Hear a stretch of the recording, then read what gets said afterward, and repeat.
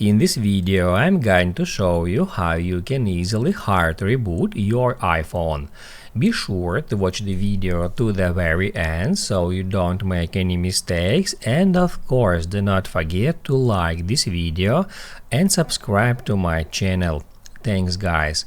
So let's get started, and if your iPhone got some bugs, it is frozen and it is not responding to your commands, you may need to reboot it.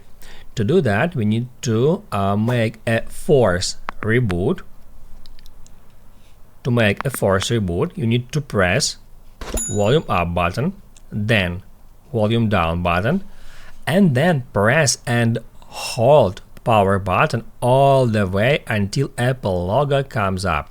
You need to do it really quickly. I'm gonna show you how we need to do that. Volume up, volume down, and then press and hold power button. Hold it all the way. Keep holding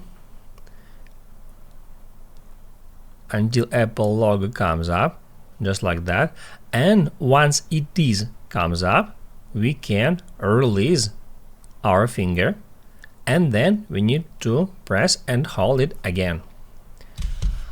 After that, your device will turn on. That's how you can easily hard reboot your iPhone.